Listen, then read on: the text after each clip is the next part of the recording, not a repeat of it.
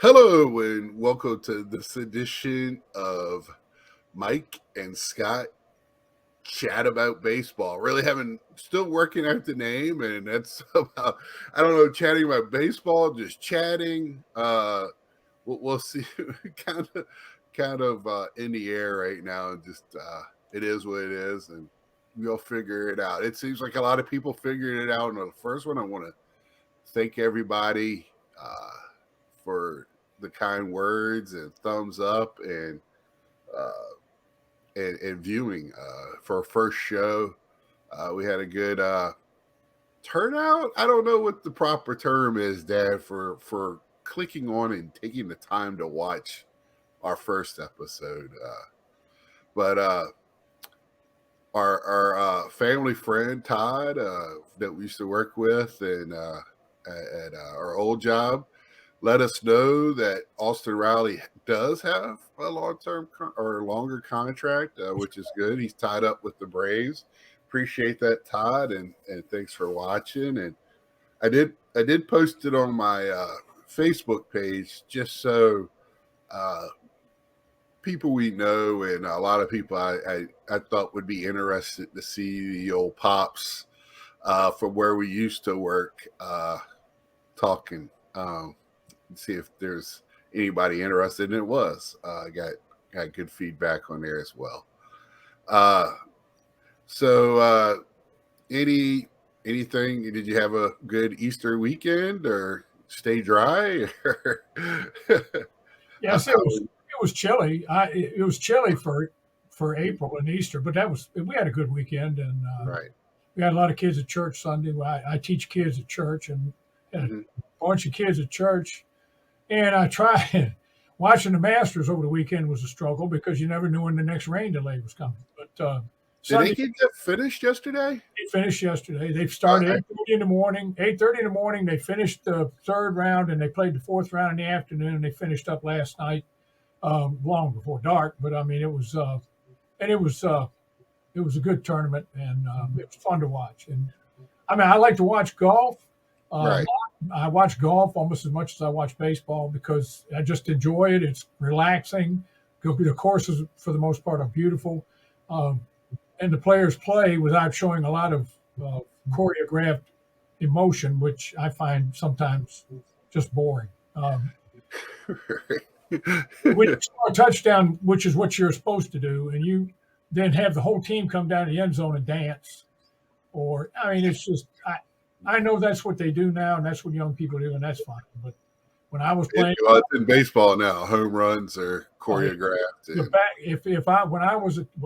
First of all, I was not a very good hitter, but if I hit a home run and did a bat flip, I would be running the bases for a week, and the coach wouldn't stand for it. Yeah. Back in the early '60s, you didn't show up the other team, or you showed emotion with your team, but you didn't do anything to show up the other team. It was considered poor sportsmanship.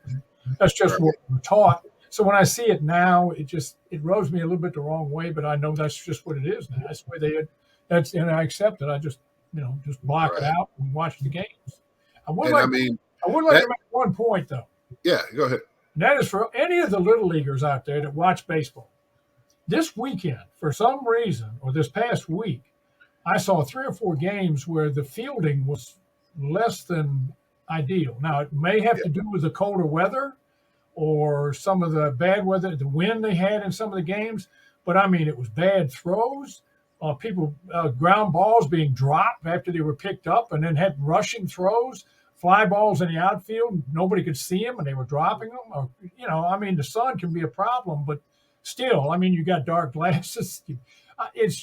It was just even one or two commentators on a couple of the games. One Cub game, he said, "Young people, if you're watching this game, don't do what these guys are doing because it's not a good defensive game." But other than that, I enjoyed a lot of it because there was a lot more. There was some hitting and running that you didn't see before. There was I saw a squeeze bunt, which was I couldn't believe it. I hadn't seen that in years. I've seen more bunts in this first week and a half of baseball than I did probably all of last season. It's more like baseball. It's more like real baseball. It's been a lot of we talked about this. Yes, I've seen a lot more contact this year. Uh, I don't know if it's just a feeling or what. It's just and not necessarily home runs that, but it looks like kind of a lot of guys are going back to contact. Uh, I've seen less strikeouts. Just other than my Mets, I've seen a lot of balls in play. You know, they're having struggles again, score runs, but that's a topic for another day, I guess. But uh, I just see more balls, and you're talking about Little League, and you brought up a play last week, and I talked to you yesterday. My Little League play of the week is Bregman hits a ball in that Lego box they call the baseball field there in Houston. Looks like some kid they gave him a box of Legos and said build a ballpark. Uh, but so he hits one there. Was it whatever box they call that there? He thinks it's out and starts his trout, and it hits the top of the wall right below the orange line. Plain as day, it gets thrown out a second, and I thought that was the funniest thing ever. Not ever, but it was funny. I'm just sitting here going, dude, just you're taught, you hit it, you run it until an umpire is sitting there going, hey, it's a home run. Even You that it can't was take anything for granted. You right, can't. and it was questionable from the bat. Like as soon as he hit it, you're like, come on. And that's his home field. I was sitting there going, that's just, we brought up catching the ball with two hands last week. This week that, and then we see. So we brought it up yesterday. It's been fielding errors, and we don't know if it's just early in the season, or what. But fielding has been not very good. I don't want to say atrocious, but just No, it's just not. It's just not up to the standard of major league play. and I don't. And it is you watch games.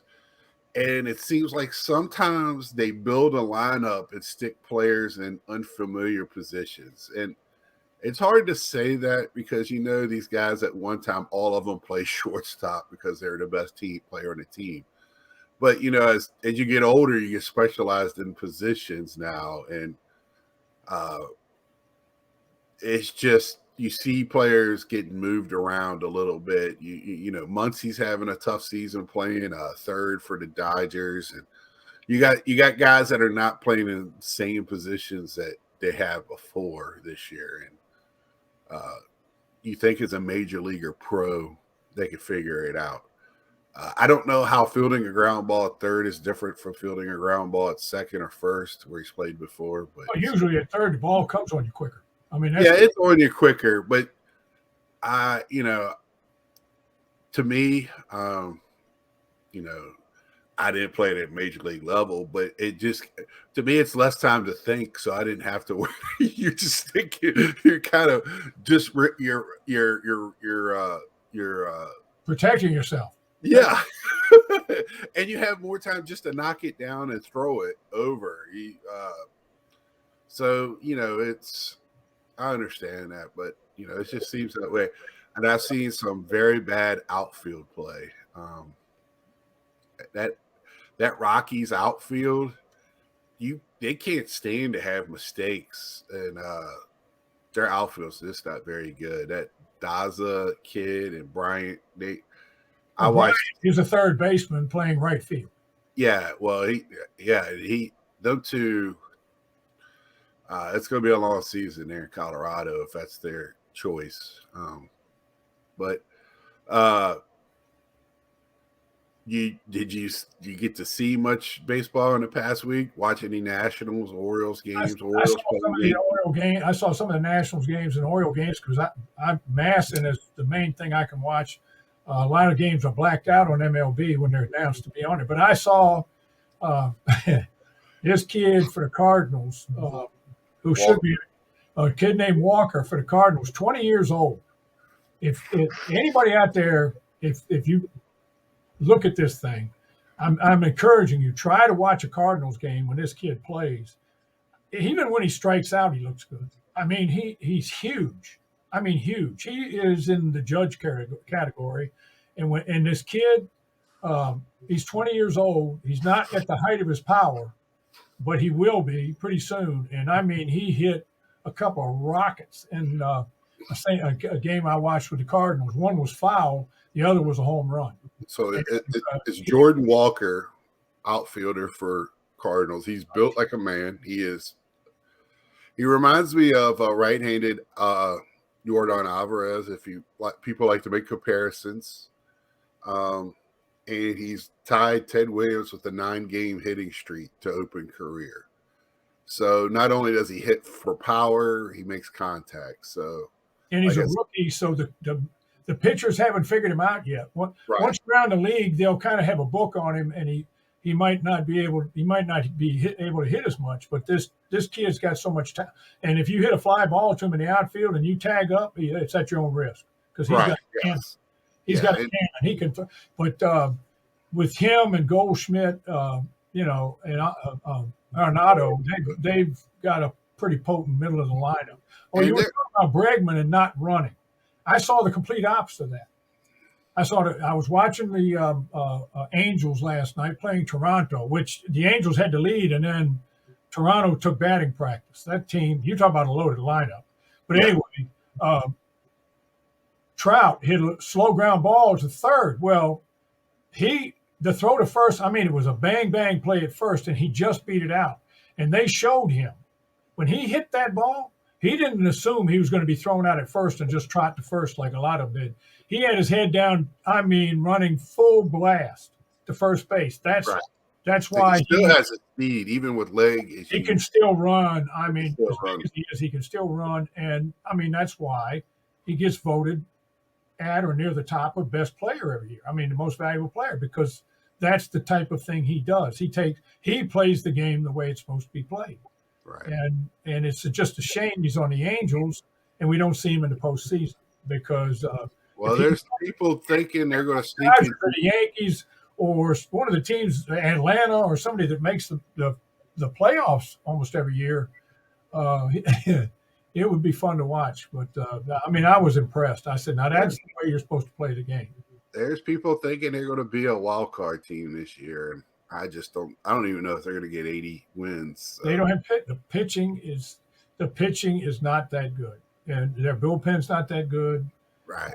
And that the Washington Nationals had leads on the Colorado Rockies in every game this weekend and lost 2 of them because their bullpen couldn't hold the lead. And it's just they're young kids that they play.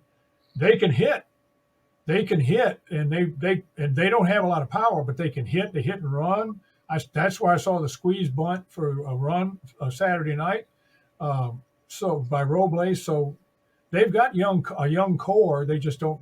They haven't developed any pitching, and that's what they have to do. They have to develop pitching, or if you don't have pitching, John Smoltz said it a couple of weeks ago on MLB. In the last 15 years, the World Series champion had one of the top 2 or 3 pitching stats for all of baseball, all 15 years. He said because in the end, that's what wins. That's why the Japanese won the championship over that powerful lineup that the United States had, because they had the pitching. Right. Talking to that, the best team in baseball right now by record is Tampa Bay. And they look like they have the best starting rotation and bullpen in baseball. And then you put that with the guys they got back from injuries from last year in the field. They have a great fielding team and put the ball in play a lot. Unlike like normal years, they spent a little money and brought in a couple of players this year, and they signed a couple long-term of their best players. So they did spend some money for a change, because I think the owners finally figured out, even in that crappy ballpark they play in, that if they have a good team, people will come out and watch them. Even when they have a good team, though, that poor place, they still – I think opening day, they still blanked off the upper deck, if I remember correctly, watching it there. It was, it's just sad there that and when I hear the talk, they built it on the wrong side of the bridge is what I keep hearing. And it's just, but they don't support anything in that Well, I area. thought the bridge ran two ways. How can you be? I mean, I, that's if what I it thought. runs two ways, how can you be on the wrong side? I mean, I read a story, and I was like, and then I heard somebody else talking about it. Once a thought gets out there, it's kind of it runs wild, and I feel like both teams in Florida need to be moved. I think one needs to go to Montreal, which they're hungry for a baseball team there, and so we can have two teams in our neighbors to the north. Even though players don't really like to go there because of taxes, but uh, they get paid enough; they'll be okay. And then the other team, I think, taking one out of Florida, but they still need a team in the South. Would be great to Nashville, somewhere here in Carolina or oh, Mobile, they if they put a major league team, well, you can't put South a major Florida. league team. The Charlotte Metroplex could handle a major league team. They handle an NFL team, and they handle, Well, and that's the thing here is like people are but like, I don't know, because they can't Charlotte, because of the the football law. team doesn't, but the football team stinks. Their ownership stinks, and people know it. I mean, when I lived down here and listen to people talk about the Panthers, I think if they got better ownership and a more better direction on what they're doing as a franchise, I think people would go out to the game more. But Well, they got a good coach now, and right, they got a few good players. I think they'll be fine. What I'm talking about is though the rules of Major League Baseball. I don't think they can put a team in Charlotte because that would threaten not only Washington and Baltimore, but also the Atlanta Braves. So they geographic. I was thinking possibly maybe Oklahoma City. yeah, Um, that part of the United States needs. I mean, there's a lot out there. You know, or they could put it on the West Coast and put it in Portland, but I don't think they put it on the West Coast. I Oklahoma City to me makes sense. yeah, because I could see Oakland not being there to a very near future. Well, they ought to go Even to Portland. well, by all signs, it looks like they're going to Vegas as Well, well. there you go. Well, that makes Vegas is the place now. Right. So, but see, that still leaves a team in the Bay. On the other side of the bridge is San Francisco. It's not like It's on the it's right side of the bridge. so it's just that's kind of it's not like it doesn't leave a huge vacancy in that portion of the country, and they're not playing bad baseball right now. I mean, at first, we've only seen 7-8 games. uh Yeah, it's too and early. we It's too had one day of Yeah. terrible weather across the country where a lot of games got postponed on one day, due to rain and snow. Because for some reason Minnesota built a stadium without a roof. Sorry about that. We have a little edit spot in there. A little trouble with the interwebs. Like I was saying, Minnesota doesn't have a roof. Some of these they did play a lot of the first week games in warmer temperature, but man, it's still a little chilly in our northern and parts of the country. I think some games were played in the 30s this week, even during the day.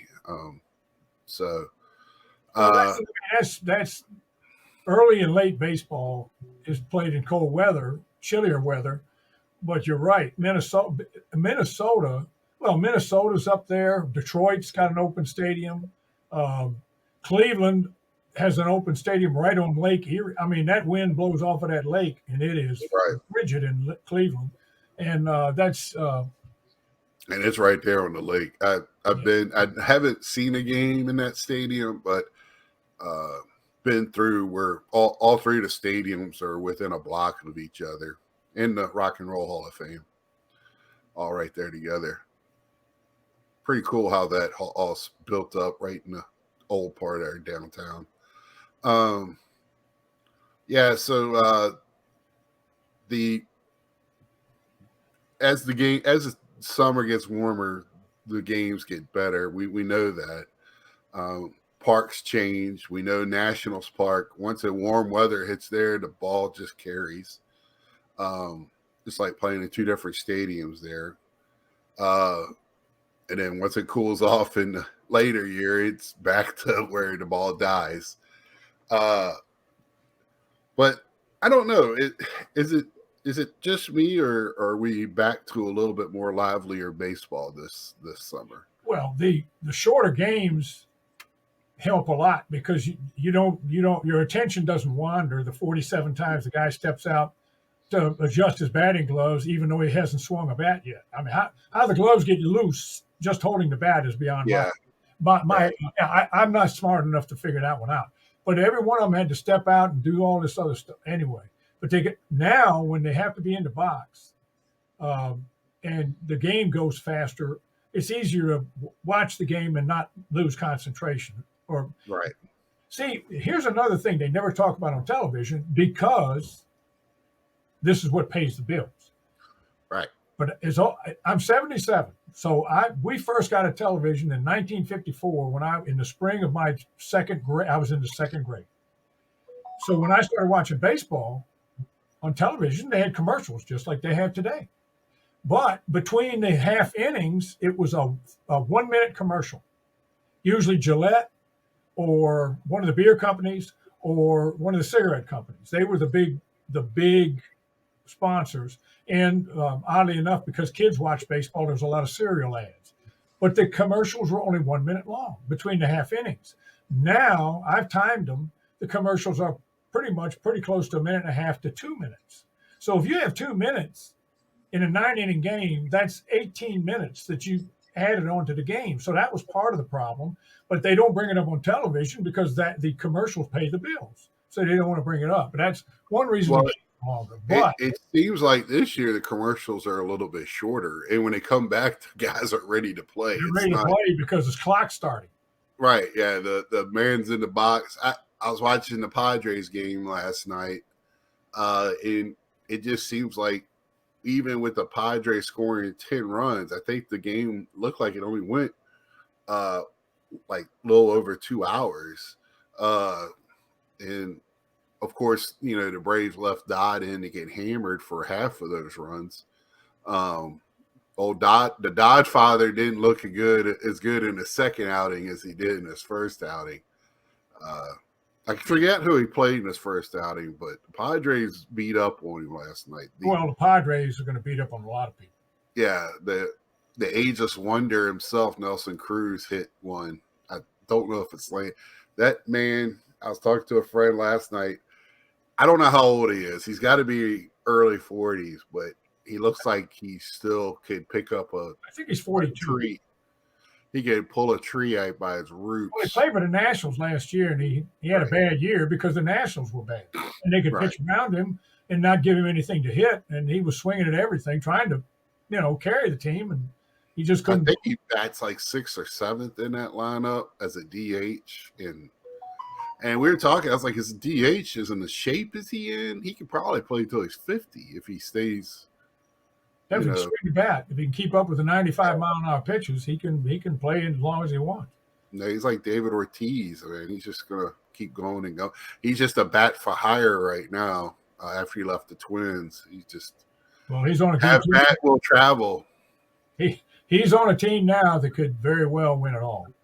But Yeah, I yeah, mean, and a lot of people are picking them to oh yeah, a lot of to people, a lot of the talking heads on television, they've on MLB and that a lot of them have picked the Padres.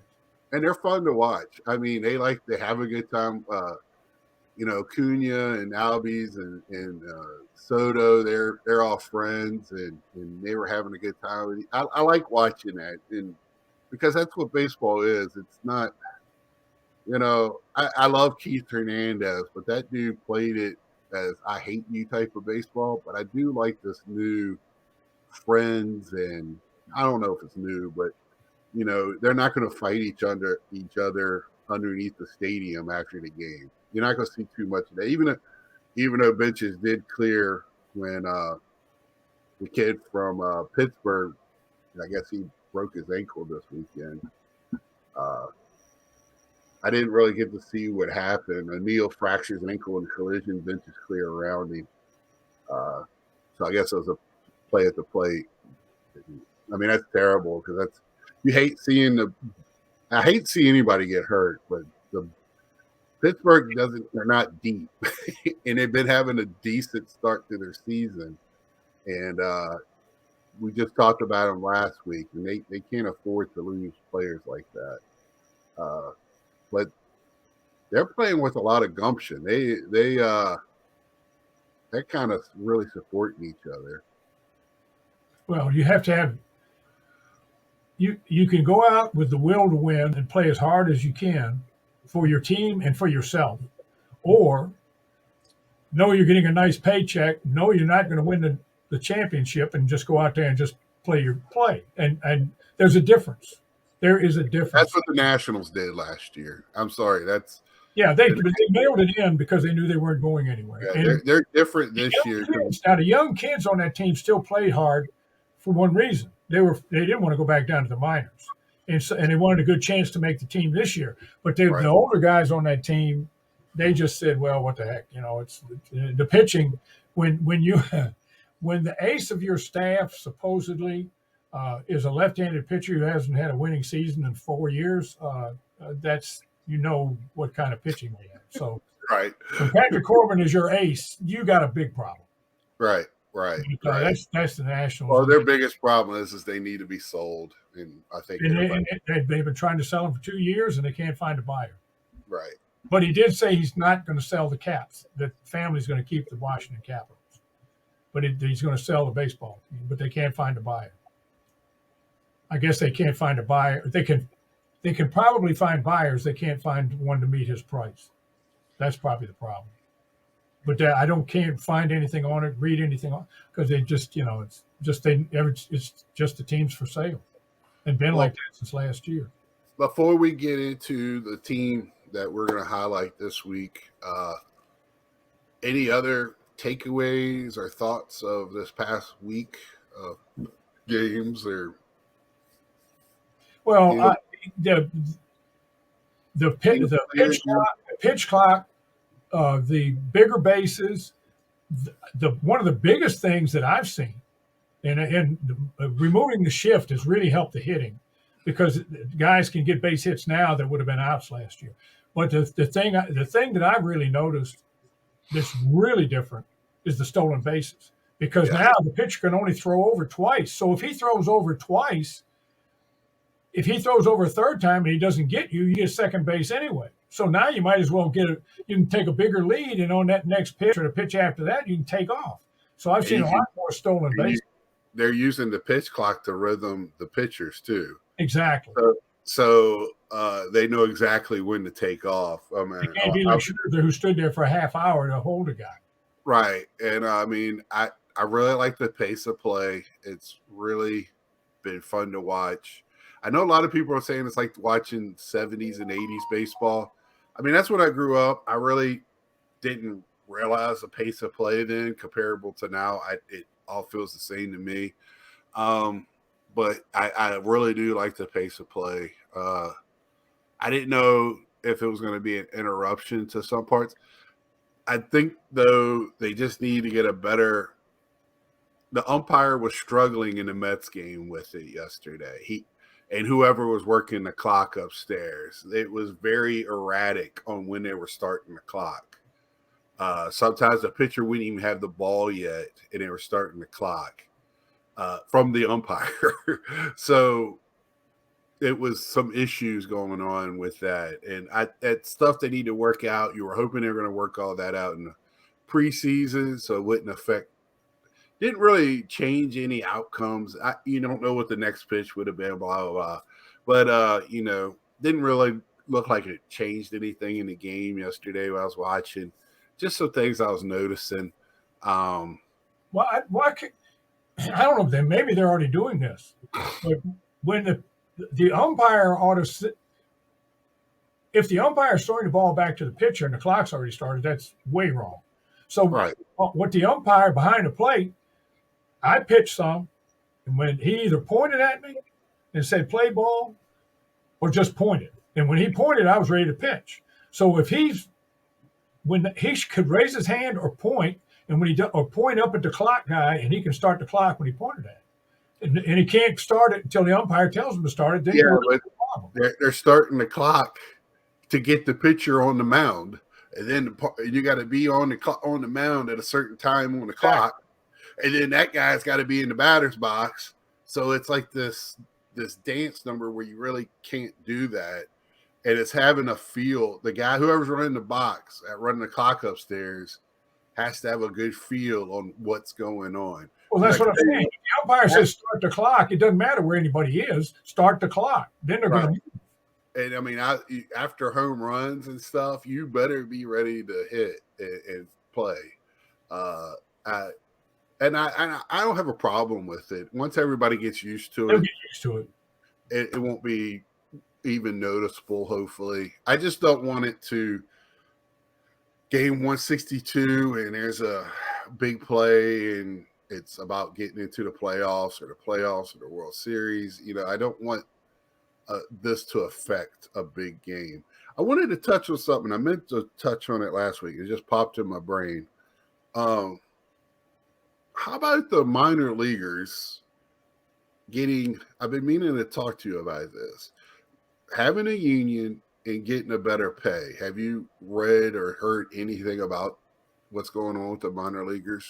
They, in the past year or so, they raised the pay of the minor leaguers. Well, this year they really raised it. They raised it because the guys were eating at McDonald's twice a day and not even skipping a meal because they didn't have any money. Well, let's hold on 1 second. So they did raise it. So single A ball, now they're making, instead of $11,000 a year, they're making $27,000. So we're not talking about. They said, "Oh, they can." It's still not. If you want to talk about living wages, and they're saying it's only for. Well, baseball now is year round. It's no longer you play in the summer. You can do something else. If you want to be a major leaguer, you have to be prepared. They play winter ball now. It's year round. So we're not talking about life-changing here money that these guys are making. So continue with your thought. I wanted to put that out there. Well, there's the other thing. The thing is paying the players in the minor leagues. The major leagues in every sport, most of their money comes from television, whether it's local in baseball or national in the NFL and basketball or hockey. A lot of it comes from local television. Then the national television pays up too, and that's where they get most of their money. The minor leagues get most of their money by their gate, and they get a little bit from the radio or whatever, but they get it from their gate. So if it depends on how many people come to the ball game. Now the Flying Squirrel, the major leaguers pay the salary of their guys that are in their system. I understand that, but if you want to pay them extra money, they're going to have to get the money from the gate, not from the major leagues, because the major leagues has already allocated more money. They're not going to allocate any more because they got to pay the guys in the big house. So, well, let me tell you how much it was a total allocation: $90 million for this, and that sounds like a lot. But when you start thinking about that's 3 guys' salaries for the year for the Mets, exactly. 3 players. I understand that. That is for a whole minor league system. You could do better than that. But now they're talking about where they're going to have to get rid of some of the teams because they're not going to be able to support them. And I can understand it. You don't need – it's a different age where you don't need 6 teams in your minor league system. You just don't. College baseball is better. A lot of kids are going to college to play instead of taking the pro. You got pro independent leagues. You have all these other things and they asked on that MLB, they got 2 guys that used to be general managers. It's called the front office, is the show. And a writer was on there and asked the 2, they were talking about this, and they said out of 160 players in your system, how many can you sit there and look at and go, they'll never sniff the major leagues? Never. And without hesitation, I think it was Jim Duquette said 120. And I was just like, holy smokes, then what are you doing? You're just having minor league baseball to have minor league baseball at that point, just to have baseball in those towns. And Major League Baseball I mean, it's supporting. been like that for when I was when I was a kid. It was more than that. Yeah, more I was a minor league. kid, and my father took me to see because I was born in Newport News, didn't live there very long, but I was born in Newport News. He was born and raised there, Newport News, Virginia. Well, it's right down on the coast. They build the ships there and stuff like that near Norfolk. Well, Newport News had a D League team from the Brooklyn Dodgers had their D. The minors went triple A, double A, single A, B, C, and D ball. And the D ball was the lowest league. And Newport News had a team, and my dad took me over to Petersburg because they were playing the Petersburg D League team, which was a White Sox, I believe, minor league team. So we went over there and watched them play at one of the old Mackenzie Street ballpark over in Petersburg. And so that's, and I was just a kid in the 50s, and it was D League ball. And I have no idea how much those guys, I mean, I know that Gil Hodges played D League for a short period of time before he got moved up through the system and finally got to the big leagues. And he actually rented a room for my grandparents for a short period of time when he played in Newport News. So, Right. I mean, he played there for a short period of time. Then he just went up through the system and wound up being, the Hall of Famer at first baseman for the Dodgers. But so that's what they were doing back then. How those guys survived, I don't know. And $27,000 this day and age, that's not a whole lot. That's hard. That's hard to live off that. I mean, it's very difficult to live on $27,000 a year. And but they're getting full insurance, which they should be, and some other things that they got thrown in there. I guess I think they're getting a cold cut spread after the game. I don't know, but that I was sitting there listening to that, and I've been meaning. I don't think it's a bad thing once I heard how many players, because we know a lot of players don't make it, and cutting out a league or something wouldn't be the worst thing. You can have independents step in and take that over. It would suck, but then because listening to the names of some of these towns and the teams is great. I love collecting minor league cards just for the uniforms. It's kind of one of my things. So I like listening to the names of the teams. In our hometown, Richmond's Flying Squirrels kind of started that. That owner's great. But they not only led the Double A leagues in attendance last year, like they usually came in first or second in that since they started. They actually led all of minor league baseball in attendance last year. Well, that area just supports baseball. I mean, they go to American Legion games, they go to minor league games. We have the Wooden Bat League in our hometown right now. That gets great support. Yeah, and so baseball in that area just does well. I would have loved to see what would have happened if that Nationals, instead of going to Washington, would have been built in South Richmond, North Chesterfield area, Cloverleaf area, like they were talking about. I would have loved to see what support it would have got there. I think it would have done well.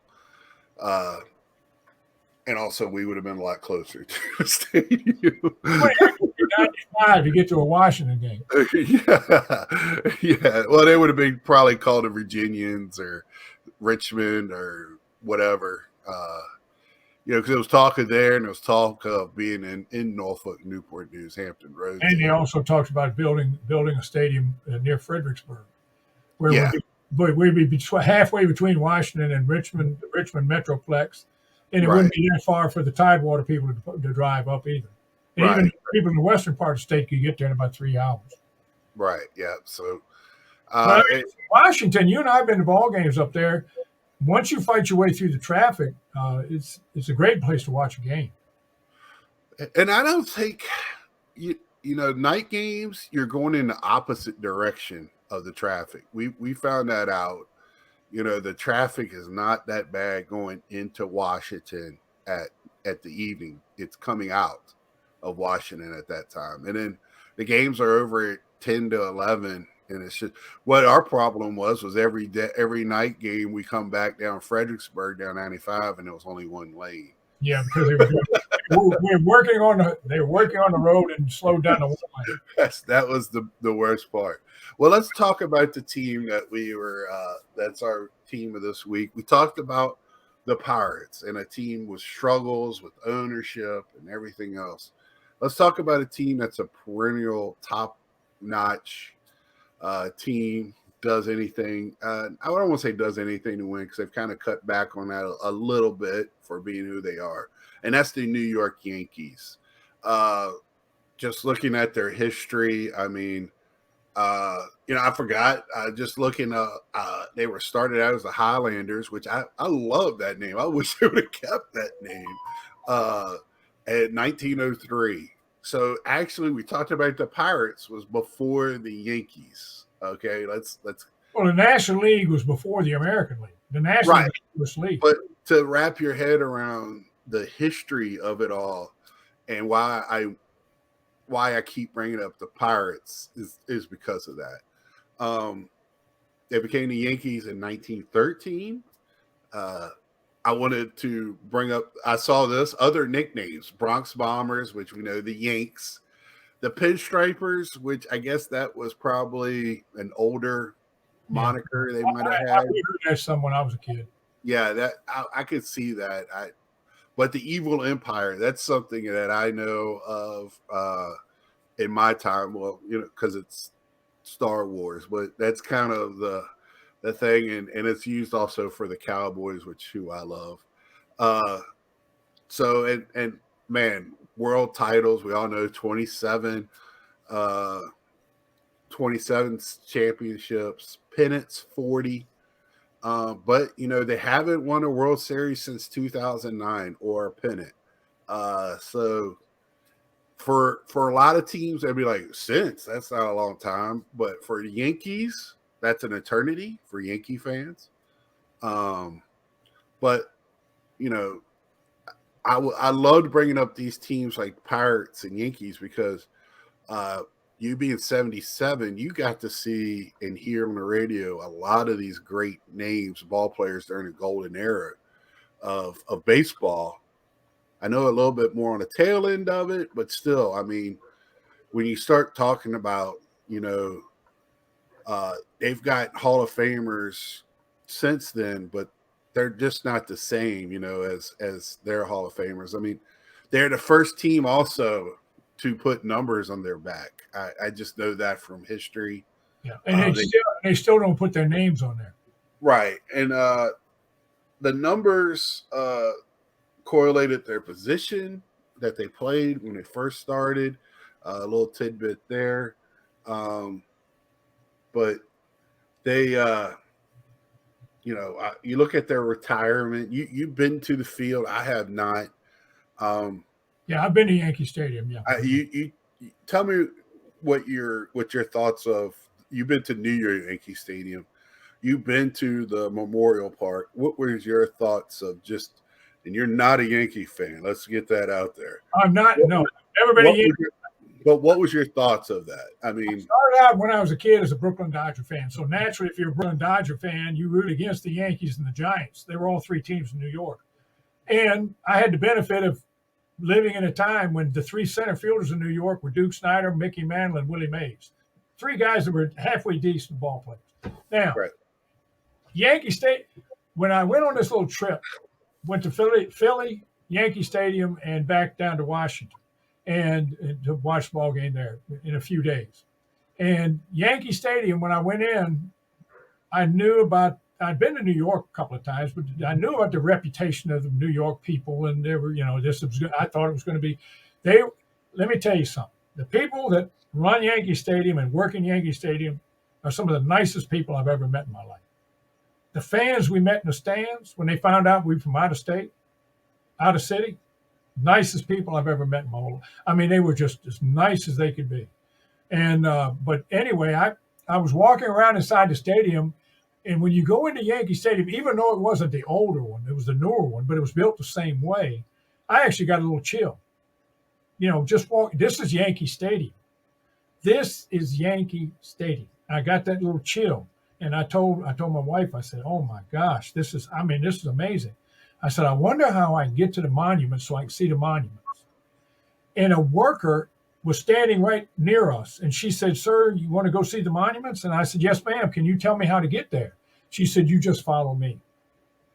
And she took us all the way around the ballpark and meandered, and we got to stand in front of the monuments and to look at those monuments, the mantle, and and the older ones of Ruth and Gehrig. I mean, it was just awe-inspiring. I mean, it is a unique place to be. No other ballpark in the world has anything like that I know of, where they have a monument place. Now, a lot of them have statues in the front, but Right.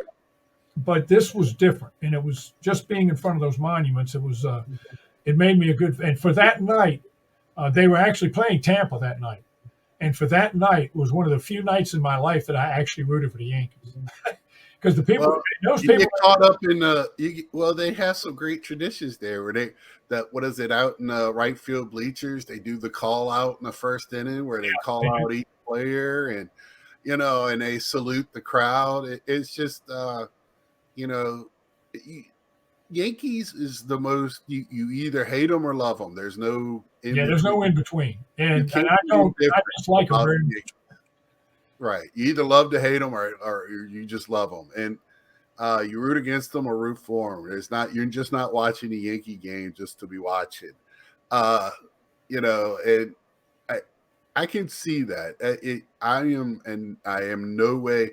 My problem is I always have a guy that I like, and I can't outwardly like him because he plays for the Yankees. They had Jeter, Mattingly. Right now, I don't really see a guy. Watching Judge is the guy that He's fun. everybody's. You're in a place eating, and everybody stops eating because Judge is coming up. Yeah, got to That come to the plate. Yeah, so that's the type of the guy he is. Um, he's just another Yankee that just bigger than life. Uh, but that they've got bad rep. Steinbrenner and buying championships Well, and they all did. that. They're in New York. They're in one of the richest cities in the world. Right. They have the capacity to spend what they want and not really worry about it, because their owners usually are very wealthy, just like the Mets are now. The Mets are doing the same thing. It's a New York thing, or LA thing. So the teams in the bigger markets and the bigger cities tend to have the richest owners, and they do actually buy championships. But the thing is, and I used to say it myself, the thing is, it's your job to go out there and beat them. Right. It's your job to go out there and beat them no matter what they do. You Yeah. can't worry about The what they do. paycheck doesn't automatically win us a championship. It helps a lot. And the Yankees what it helps is getting to the situation where you have a better chance. It helps you get to the playoffs, but you got to have that extra thing and the Astros have it right now where they're winning the championships. Because But Astros, real quick, one of the reasons these teams, it's harder to buy the championships now is because in the old days the players couldn't move. There was no free agency. So the Yankees in the 1950s and early 60s had locked up all these great ball players. Hank Bauer, Mickey Mantle, Moose Skowron, Whitey Ford, Yogi Berra, probably the best hitting catcher that ever lived as far as just hitting the baseball, not power. That's Johnny Bench. But hitting the baseball, Yogi Berra was one of the best hitters ever. But they had all these great players, and they had them locked up. So I like the story Warren Spahn told about Casey Stengel, who was the manager of the Yankees during the late 40s and 50s, and during most of the 50s. He played for Casey Stengel when the Braves were still in Boston before they moved to Milwaukee, and they were they didn't have a very good team. So Casey was his manager that year. He goes to the Yankees. Boston goes to Milwaukee, and they had become a pretty good team. In fact, they beat the Yankees in the '57 World Series. When the Mets started, Spahn was in the last year of his career, and he pitched for the Mets on that terrible Mets team, that first Mets team they had. And guess who the manager was? Casey Stengel. Well, when he was the Yankee manager, he was called a genius because they won all the time. They won World Series all the time. So Warren Spahn said, I played for Casey before and after he was a genius. And he was a genius because all he had to do was walk out there and hand him a lineup card that had people like Phil Rizzuto and Mickey Mantle on. I mean, it's pretty easy when you have that type of team. And Right. so, but still, like you said, I always really loved watching Mantle play. Jeter's one of my favorite, not only players, but human beings. He's just a great guy. And they've had players over the years. They had a center fielder, and I'm trying to remember his name. Bernie Williams. Bernie Williams. That man played center field as good as anybody I've ever seen because he didn't make spectacular plays, but he made all the plays look easy. That's what a good player does. That's what he does. He runs down a fly ball. He makes the catch look easy. He's not making some crazy dive. He made it look easy. And he was a real nice guy. Plus, he's a great musician. Right. And so, I mean, I loved watching him play. I mean, it's even the teams I don't like, I love watching some of the play. I've never been a big Dallas fan, Cowboy fan, but I love watching Roger Staubach play. I watched him at Navy. So I loved watching Roger Staubach. I mean, it's one of the things about baseball that I like is that every team, like when I was a kid, had one great player. Ernie Banks for the Cubs. Didn't win much, but Ernie Banks was a great player. Ralph Kiner was with the Pirates before they got good at the end of the 50s and the early 60s. Ted Kluszewski, who played for the Cincinnati Reds. I'm just dropping names now because they were great. Minnie Minoso of the White Sox. Right. And so I got the opportunity to listen to it on radio. They only had one game a week. So when I saw the great players play, it was in the All-Star game. Right. When I had the opportunity to see the great players play. And that's when the All-Star game, even I had that opportunity. Because when I was a kid, the All-Star game did mean a lot because that's when I got to see all the All-Stars. That was the time where I got to see all the guys I saw in This Week in Baseball play in one place. Because, after when I got to be a young adult, older teenager, we had TBS, WGN, WDCA. We started getting more games and more national games on a daily basis. So I can understand, even I can relate to the All-Star game. Now it's just a joke, but then it was. Well, when they made the All-Star game, whoever wins it has home field advantage in the World Series. I said I stopped Well, watching. now they're taking that away. And they've gone back to the old wave, so I might watch it again, but I just hated that. I hated that. I still love them announcing all the players and seeing all the players together. I want them in their uniforms, though, like they used. I don't want them in American and National League. I don't want to see that. It was much more. It was more fun when you saw them in their uniform. They're either their visiting or home uniform. Yeah, I just representing their team. I really did. I do like that. But with this team, even now, I think when they build the Yankee teams, and I've said this before, is they're built for regular season. And I've always said this: there's a regular season build and a series build, and they're not the same because you only need really top two pitchers in a series, and hopefully you can put enough together for the third pitcher and bullpen to get the third win, and then you only need to get a fourth win. The Yankees. One thing about the Yankees is that baseball is better when they're viable. When they're part of the conversation, baseball is better. The same thing with the Los Angeles Dodgers. If they're viable, those two teams are viable. You got something to watch and something to Yeah, If I dislike the Yankees, so if they're winning, it makes me I want to watch them lose. So when right, they win, it makes me even madder.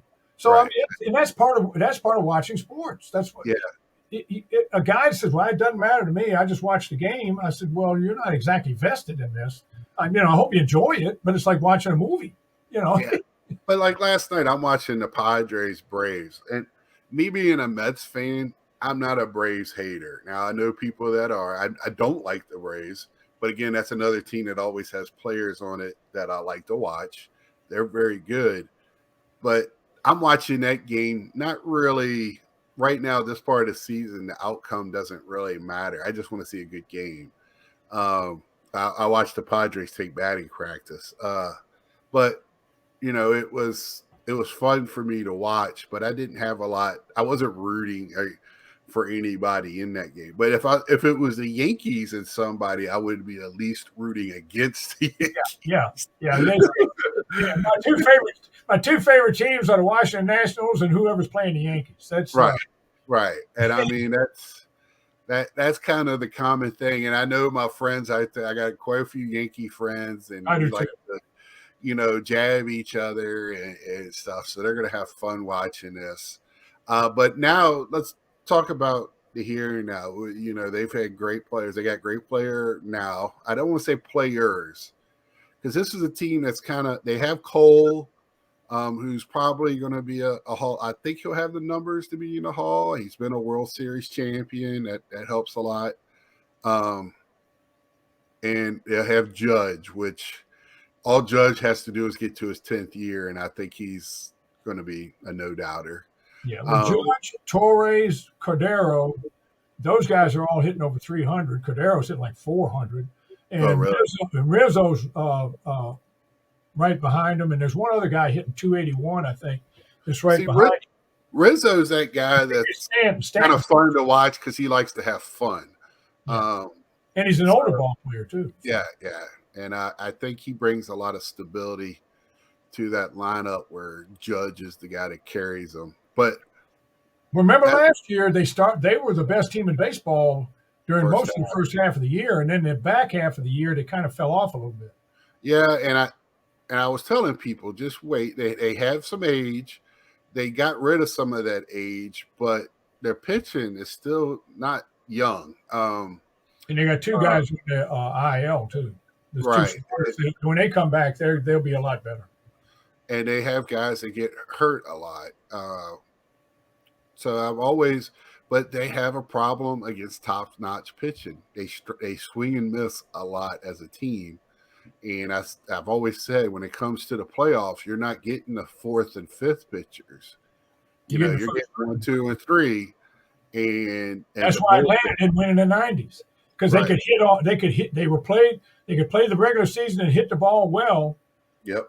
against the fourth and fifth pitchers and pitch well enough with Glavine in that and to Maddox to win the regular season. Then when they got to playoffs for World Series and face good pitching, like my dad used to say, he said, "Son, they just can't hit. They Right. cannot hit when they get in the Yeah. series." I've always because people say great pitching beats great hitting. I always say good pitching beats great hitting. You don't have to have great pitch. I just think you got to have a well managed deep bullpen because The Japanese proved that in that yeah, in that All Star. yeah. They Well, proved that's been kind of the Royals started the deep bullpen thing when they won the World Series. You know, you get your pitcher to the fourth or fifth inning because you dare not have them go through the lineup the third time. Me and you have that laugh all the time because they go through the third time and all of a sudden the wheels fall off for whatever reason. Uh, don't tell that to Sandy Contreras because he threw that one. He only gave up one run in a complete game last week. So, but anyway, he's a unicorn. yeah, and the Yankees are going to win 100+ games this year, and they're going to win the division probably. Even though Tampa Bay right now looks like they're going to have something to say about it. I wouldn't sleep on Toronto either. Not with that line. Or Toronto. Yeah, Toronto. They always slip my mind. Toronto, but you're going to have to come with high 90s. And you might have three teams that are in 90 win, Yeah, not those over those 95. three teams might make the playoffs. Right. And the poor Orioles will be sitting there at like 87 and 83 or whatever, 85 and be just on the outside. Because I think they're going to be good enough to have a winning season, but just not enough to get over that hump. And Well, right especially now, Tampa Bay hasn't lost, and New York's right. They're behind them six. They're 6-3. right, right, Most of the teams are around 500. right. We were talking. It looks like kind of NFL football where everybody's 500. I don't want to say mediocre because that's not. But we only played a week and a half of baseball, so that's what people are like. Oh, it's just a long season. Well, it's a game of averages, and to get a game of averages, to get the averages right, you got to play enough sample size. And it seems like I think 154 like they used to play in the 50s, 60s. Yeah, 154. Then they I went to think 162. Yeah, I think that would be probably a better number, but you got to have that many games to get the sample size of because that year, the COVID year, where they had to sprint, that was fun to watch, but you didn't get the sample size to really know what you were looking at. All it took was somebody to be hot for that month, and you can watch it. Teams get on. There is an ebb and flow through the season. Teams get hot. Teams get cold. Certain player goes down for whatever reason, and that cripples the whole team. Baseball's like that. So, looking forward to the rest of the season. Thanks, Dad. We're Yankees. I think we're both in the. They're going to make the playoffs. We don't think they're going to be in the World Series. I just don't think they're built. And now they can make some changes, and their pitching can get better. You never know what they might do at the trade deadline. Right, and I don't know their minor league system is depth enough, but they do have enough major league talent because they got some guys now they don't know what to do with when they come back. Especially if Volpe's playing well, they do have a couple of guys, and that Volpe kid. If he's the real deal, they're all talking about. He's going to be a fun one to watch as well. He's good. He's a good ball player. Donaldson's hitting 180, so they might do something there at third. Right, and they got a couple other. I don't know how much what future Torres has, and some other guys. That some teams might take that don't have a huge contract, or the Yankees are willing to pay some of it. But anyway, thanks, Dad, for another enjoyable chat that went by very fast. Thank you, everybody, for taking the time to watch this and sticking around. I know it's long, and put it on and when you're riding your car or doing something else. And I appreciate y'all watching. Like, share. This is every Monday, so hopefully throughout the season. And until next time, we'll see you. So long, folks.